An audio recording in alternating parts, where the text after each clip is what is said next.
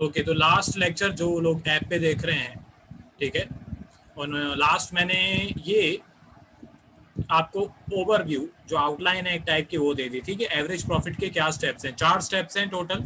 सबसे पहले है नॉर्मल प्रॉफिट कैलकुलेट करना। नॉर्मल प्रॉफिट अगर उस आ जाएगा एंड उसके बाद उसके बेसिस पे नॉर्मल ऑब्वियसली नॉर्मल प्रॉफिट के बेसिस पे हम एवरेज प्रॉफिट की जो कैलकुलेशन है वो करेंगे।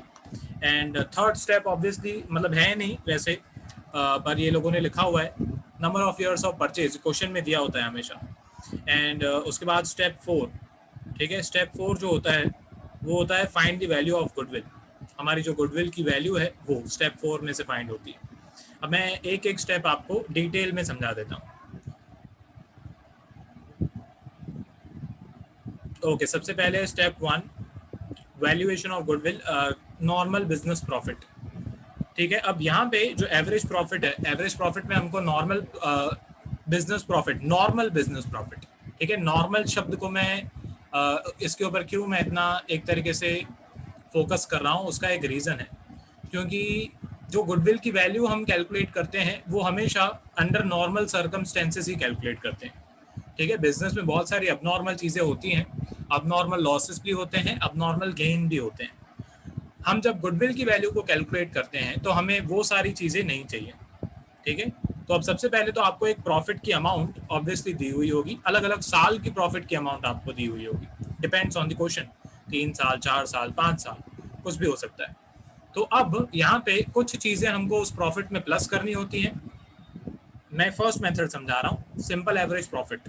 ठीक है, कुछ चीज़ें जो है वो हमें माइनस करनी होती हैं। तो मैं कौन सी चीज़ें प्लस करनी है, कौन सी चीज़ें माइनस करनी है, आपकी टेक्स्ट बुक में भी है, ये मैंने वहाँ से उठा के यहाँ पे जो है वो इमेज यहाँ पे डाली हुई है। ठीक है, तो एक एक पॉइंट में समझा देता हूँ। सबसे पहले अब नॉर्मल लॉसेस ऐड करने होते हैं। अब आप सोचोगे सर लॉस है तो आप प्लस से क्यों कर रहे हो, नीचे अब नॉर्मल गेन्स जो है वो माइनस करने होते हैं। फिर से वही डाउट, सर इनकम है, गेन है, तो आप माइनस से क्यों कर रहे हो।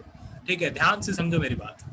जो आपको प्रॉफिट्स क्वेश्चन में दिए हुए होते हैं, रेशियोज वाला चैप्टर ऑब्वियसली अगर आपने सीखा है, इसके पहले मैंने वही सिखाया था, तो याद रखो जिन्होंने रेशियो वाला चैप्टर सीखा है उनके लिए, उनको अच्छी तरह ज़्यादा इजीली समझ में आएगा। ये जो प्रॉफिट आपको दिया हुआ होता है ना, ये आफ्टर टैक्स दिया हुआ होता है, after interest and tax. Okay, जिन लोगों ने रेशियो चैप्टर समझा है, ये जो प्रॉफिट आपको क्वेश्चन में दिया हुआ होता है ये आफ्टर इंटरेस्ट एंड टैक्स वाला है। आफ्टर इंटरेस्ट एंड टैक्स वाला प्रॉफिट हमें इस चैप्टर में नहीं चाहिए, हमको पहले वाला प्रॉफिट चाहिए। ओके, तो उसके लिए लॉसेस को प्लस करना पड़ेगा एंड इनकम अगर होगी तो माइनस करनी पड़ेगी। जिन्होंने रेशियोज वाला चैप्टर सीखा है उनके लिए। अच्छा, जिन्होंने जो लोग यही से चैप्टर पहले सीख रहे हैं उनके लिए देखो ध्यान से समझो स्टूडेंट्स, आपको जो प्रॉफिट क्वेश्चन में दिया हुआ है उसमें से सारे खर्चे माइनस किए हुए हैं, सारी इनकम्स प्लस की हुई हैं। अब हमें कुछ खर्चे और कुछ इनकम्स गुडविल कैलकुलेट करने के टाइम पे इंक्लूड नहीं करनी होती है, जैसे कि abnormal losses and abnormal gains. तो अब सबसे पहले तो मैं अबनॉर्मल लॉस और अबनॉर्मल गेन के बारे में बता देता हूँ। ठीक है, साइड में अच्छी तरह से मैं समझा देता हूँ। ठीक है, अबनॉर्मल लॉस बोलो या ठीक है, एंड अबनॉर्मल एक्सपेंसेस बोलो एंड अबनॉर्मल प्रॉफिट बोलो या अबनॉर्मल गेन बोलो, बात एक ही। ठीक है, चलो आगे बढ़ते हैं। अब यहाँ पे मैं एक एग्जांपल देके समझाता हूँ। ठीक है, एक मैं एग्जांपल दे देता हूँ। कुछ लॉसेस होते हैं उनको हम बोलते हैं नॉर्मल लॉसेस। अब आप बोलोगे सर नॉर्मल लॉस कैसा लॉस होता है। ठीक है, तो उसके लिए नॉर्मल लॉस का मतलब भी समझना पड़ेगा। ओके, सपोज करो आपका बिजनेस है, पेट्रोल को ट्रांसपोर्ट करने का बिजनेस है, पेट्रोल डीजल कैरोसिन आप ट्रांसपोर्ट करते हो। ठीक है, पेट्रोल पंप है आपका या पेट्रोल डीजल ट्रांसपोर्ट करने का काम है।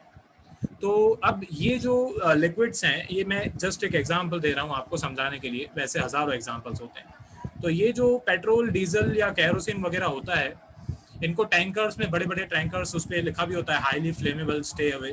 ठीक है, तो ऐसे टैंकर्स में इनको जो है वो ट्रांसपोर्ट किया जाता है। अब ये ऐसे लिक्विड्स हैं, पेट्रोल डीजल कैरोसिन, जो कि इवेपोरेट हो जाते हैं। ठीक है, आपने भी कभी ये नोटिस किया है अगर, कि अगर आप अपनी कार में, अपनी टू व्हीलर में, एक्टिवा वगैरह में अगर आप कभी पेट्रोल भराओ एंड अगर आप उसको बहुत टाइम के लिए नहीं चलाओ, छोड़ दो, सिर्फ छोड़ दो, रख दो, तो उसका पेट्रोल अपने आप गायब हो जाता है, कांटा अपने आप नीचे आ जाता है। ठीक है, क्यों ऐसा होता है? क्योंकि पेट्रोल, डीजल, केरोसिन ये इवेपोरेट हो जाते हैं, भाप बन जाते हैं। ठीक है, तो इसको हम रोक नहीं सकते। ठीक है, जब ये पेट्रोल जब ट्रांसपोर्ट किया जाता है, केरोसिन, डीजल जब ये ट्रांसपोर्ट किया जाता है, तो कुछ पेट्रोल डीजल इवेपोरेट होगा, उसको हम रोक नहीं सकते, भले हम कितनी भी अच्छी टेक्नोलॉजी जो है लेके आए। हाँ, कुछ हद तक कम कर सकते हैं, जैसे ऐसे कंटेनर्स में पार्टीशन बना दिए जाते हैं। ठीक है, उस पार्टीशन की वजह से कुछ इवेपोरेशन कम हो जाता है, पर इवेपोरेशन फिर भी होता ही है, तो उसे हम रोक नहीं सकते। ऐसे लॉसेस को हम बोलते हैं नॉर्मल लॉसेस, जिनको हम रोक नहीं सकते। ठीक है, दूसरी इनकम्स होती है, normal incomes, normal gain, sales की इनकम। ठीक है, जो हम गुड्स बेचते हैं, जो हम सर्विस प्रोवाइड करते हैं, उसके बदले में हमें पैसे मिलते हैं, ये नॉर्मल बिजनेस का प्रॉफिट है। ओके, अब ये तो मैंने समझा दिया, normal loss and normal gain, मैं सिर्फ समझा रहा हूँ। एंड ध्यान से आपको समझना है, यहाँ पे नॉर्मल लॉस और नॉर्मल गेन हमारे कोई काम का भी नहीं है। ठीक है, हमारे काम का ये अब नॉर्मल लॉस एंड अब नॉर्मल गेन। ओके, अब नॉर्मल लॉस तो मैंने समझा दिया। अब नॉर्मल लॉस देखो, हमारे बिजनेस में चोरी हो गई, आग लग गई, ठीक है, कुछ एक्सीडेंट हो गया, कुछ भी हो गया, भूकंप आ गया, कुछ भी हो गया। ठीक है, तो इस टाइप के लॉस को हम अबनॉर्मल लॉस बोलते हैं। चोरी हो गई, आग लग गई गोडाउन में, माल जल गया पूरा। ओके, इस टाइप का जो लॉस होता है उसे हम अबनॉर्मल लॉस बोलते हैं। ठीक है, नॉर्मल लॉस को हम रोक नहीं सकते, पर अबनॉर्मल लॉस को हम रोक सकते हैं। ठीक है, जो भूकंप वाला मैंने एग्जांपल दिया वो भी नॉर्मल लॉस में ही आएगा, उसे भी हम रोक नहीं सकते। ठीक है, ऐसे लॉसेस जिन्हें हम रोक सकते हैं, जैसे चोरी होने से हम रोक सकते हैं ऑब्वियसली। ठीक है, आग लगने से ऑब्वियसली हम अच्छी तरह से अगर प्रिकॉशंस ले हम उन्हें रोक सकते हैं। तो इस टाइप के लॉसेस को हम अबनॉर्मल लॉस बोलते हैं। Loss by fire, loss by theft, आपको वही एग्जांपल भी साइड में दिया हुआ है। अबनॉर्मल गेन, अब अबनॉर्मल गेन का मतलब क्या? आप कोई एसेट बेचते हो, रोज रोज तो हम एसेट बेचते नहीं, हमारा काम बिजनेस तो है नहीं एसेट बेचने का। हाँ, अगर बिजनेस है तो बात अलग है, पर हमने कोई एसेट बेचा, उस एसेट बेचने पे हमें प्रॉफिट हुआ। आपकी कोई जमीन थी, ऑब्वियसली बिजनेस की जमीन थी, ठीक है, वो आपने बेच दी, उस पर आपको अच्छा खासा प्रॉफिट हुआ। तो बिजनेस हम रोज रोज तो बेचते नहीं है। ओके, अब कोई एसेट तो हम रोज रोज बेचते नहीं है, तो ऐसे जो प्रॉफिट्स होते हैं उन्हें हम बोलते हैं अबनॉर्मल गेन। तो हमें नॉर्मल लॉस और नॉर्मल गेन से तो कोई एक तरीके से मैं बोल सकता हूँ कि यहाँ पे इंक्लूजन उसका है नहीं, हमको कोई उससे मतलब नहीं है। हाँ, पर abnormal loss and abnormal gain ये हमें गुडविल की वैल्यू कैलकुलेट करने के टाइम पे नहीं चाहिए। ठीक है, तो इनकी वैल्यू को हम इंक्लूड नहीं करते हैं। अबनॉर्मल लॉस अगर आपको दिया हुआ है तो वो आप ऐड करोगे। क्यों ऐड करोगे अबनॉर्मल लॉस? क्योंकि जो प्रॉफिट की अमाउंट दी हुई है उसमें पहले से ही लॉस माइनस किया हुआ है। प्रॉफिट कैसे आता है? सिंपल है, बच्चों बच्चों का कॉन्सेप्ट है, आपको पता होना चाहिए, अभी 12th में हो। सारे इनकम्स प्लस किए जाते हैं, एक्सपेंसेस माइनस किए जाते हैं, तो जाके प्रॉफिट आता है। तो ये अबनॉर्मल लॉस, सपोज कर चोरी हो गई, आग लग गई, तो प्रॉफिट में से माइनस किया हुआ है, अभी हमें नहीं चाहिए, अभी हमें चाहिए नॉर्मल प्रॉफिट। तो अब जो लॉस पहले से ही माइनस किया हुआ है मैं उसको वापस से ऐड कर दूंगा। जो प्रॉफिट्स, जो अबनॉर्मल गेन है, जो पहले से एक तरीके से इंक्लूड है, प्लस किए हुए हैं, उन्हें भी हटाना पड़ेगा, तो माइनस करना पड़ेगा। ठीक है, दूसरा है loss on sale of fixed asset. ठीक है, कोई अगर फिक्स्ड एसेट बेचने के टाइम पे लॉस हो गया, ये भी एक टाइप का अबनॉर्मल लॉस ही है। कोई एसेट आपने बेचा, लॉस हो गया, तो वो भी रोज रोज का काम नहीं है, नॉर्मल लॉस नहीं है, हमारा नॉर्मल बिजनेस एक्टिविटी नहीं है, तो वो भी हम ऐड करेंगे। लॉस है पर ऐड करेंगे, क्योंकि पहले से माइनस किया हुआ है, अभी हम ऐड करेंगे। ओवर वैल्यूएशन ऑफ स्टॉक और under valuation of stock, closing stock. ठीक है, अब ये जो है ये कॉन्सेप्ट बहुत इंटरेस्टिंग है, एंड इसको समझाने के लिए मेरे को चाहिए टाइम। ठीक है, फिलहाल वो है नहीं मेरे पास, तो ये एक थर्ड पॉइंट जो है वो मैं आपको समझाऊंगा, या चलो मैं अभी समझा ही देता हूँ। देखो, ओपनिंग स्टॉक यहाँ पे लिखा हुआ है over valuation of stock and under valuation of closing stock. अगर ओपनिंग स्टॉक को आपने ज्यादा वैल्यू करके रखा हुआ है, या क्लोजिंग स्टॉक को आपने अंडर वैल्यू करके रखा हुआ है, तो वो आप यहाँ पे प्लस करोगे। ठीक है, अब समझ लो, इसका कॉन्सेप्ट मैं आपको समझाता हूँ। ठीक है, ध्यान दो। ओपनिंग स्टॉक जो है ट्रेडिंग अकाउंट में वो आता है डेबिट साइड पे, ये 11th में आपने सीखा होगा फाइनल अकाउंट्स में। क्लोजिंग स्टॉक जो है, ओके, वो आता है ट्रेडिंग अकाउंट में क्रेडिट साइड पे। ठीक है, अब ओपनिंग स्टॉक डेबिट साइड पे, क्लोजिंग स्टॉक है क्रेडिट साइड पे। अब ओपनिंग स्टॉक की वैल्यू अगर आप ज्यादा करोगे, ठीक है, अब ये डेबिट साइड है ट्रेडिंग अकाउंट की, और ये है क्रेडिट साइड।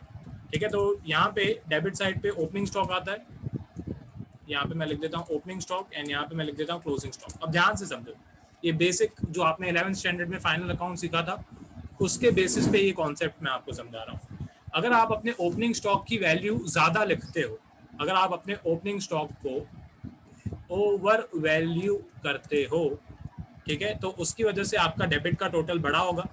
डेबिट का टोटल बड़ा होगा तो ऑब्वियसली आपका प्रॉफिट कम हो जाएगा। अच्छा, ऑन दी अदर हैंड अगर आप अपने क्लोजिंग स्टॉक की वैल्यू को अंडर वैल्यू करते हो, ठीक है, मतलब जितनी आपकी क्लोजिंग स्टॉक की वैल्यू है आप उससे कम लिखते हो। ओवर वैल्यू का मतलब जितनी है, सपोज करो 5,000 का स्टॉक है तो 5,000 की जगह पे आपने लिखा कि हमारे पास 7,000 का स्टॉक है, तो 2,000 रुपये का ज़्यादा ओपनिंग स्टॉक दिखा के आपने 2,000 रुपये आपके प्रॉफिट में से माइनस कर दिए। एंड ये सब किया जाता है बेटा रियल लाइफ में। ये सीए वगैरह अकाउंट्स बनाने वाले लोग हैं, अकाउंटेंट्स एंड बिजनेस ओनर, ये सब ट्रिक्स यूज़ करते हैं ताकि वो अपना प्रॉफिट कम दिखाएं, पैसे कमाएं।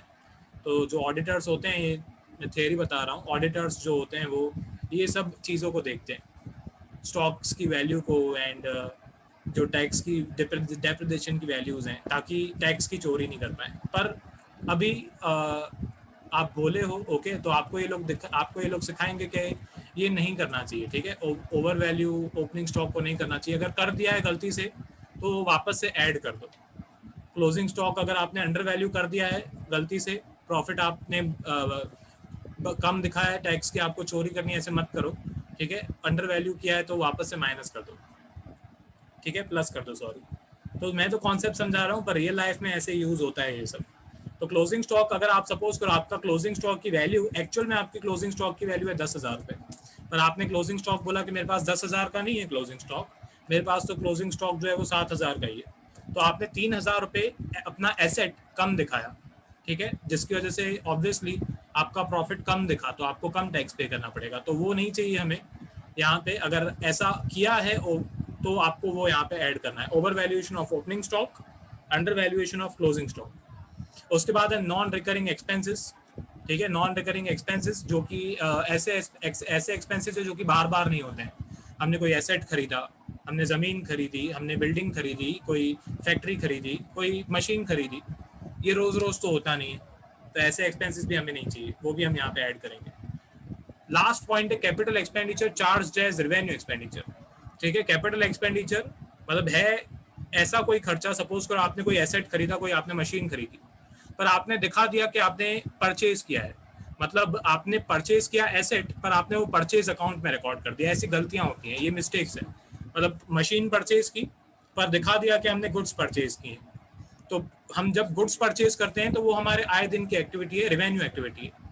गुड्स हम आए दिन परचेज करते रहते हैं, रेवेन्यू एक्टिविटी है, ठीक है, ओके। तो जो परचेज की है हमने गुड्स, वो रेवेन्यू एक्टिविटी है, वो चलेगा।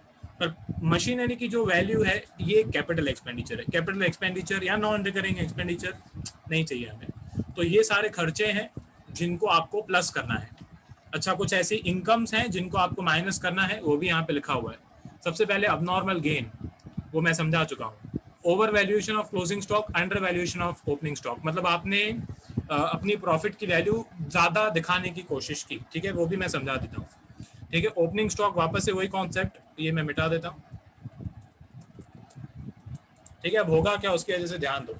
अगर आपकी ओपनिंग स्टॉक की वैल्यू आपने कम दिखाई, अंडर वैल्यू, आपने अगर अपनी ओपनिंग स्टॉक की जो वैल्यू है वो कम दिखाई, सपोज करो कि आपका ओपनिंग स्टॉक एक्चुअल में था 10,000 पर आपने बोला कि मेरा ओपनिंग स्टॉक तो 8,000 ही है, तो इसकी वजह से क्या होगा, आपका 2,000 रुपये का जो डेबिट साइड का टोटल है वो कम आएगा, एंड ऑब्वियसली डेबिट साइड का टोटल कम आएगा तो आपकी प्रॉफिट की वैल्यू बढ़ेगी। तो ये एक अबनॉर्मल गेन है, रियल प्रॉफिट नहीं है ये, तो ये हम यहाँ पे लेस करते हैं, माइनस करते हैं। अच्छा, दूसरा, क्लोजिंग स्टॉक की वैल्यू को अगर आपने ओवर वैल्यू किया हुआ है, ज़्यादा दिखाया हुआ है, मतलब क्रेडिट साइड पे, ओके, क्रेडिट साइड पे अगर आपकी स्टॉक की वैल्यू सपोज करो एक्चुअल में आपकी स्टॉक की वैल्यू है 9,000 एंड आपने लिखा हुआ है 10,000, तो 1,000 रुपये आप ज़्यादा दिखा रहे हो, ठीक है, मतलब आप अपना खुद से आपका प्रॉफिट जो है वो आप ज़्यादा दिखा रहे हो।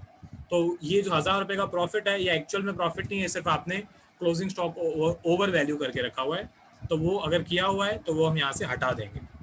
ये दो पॉइंट्स मैंने आपको समझाई।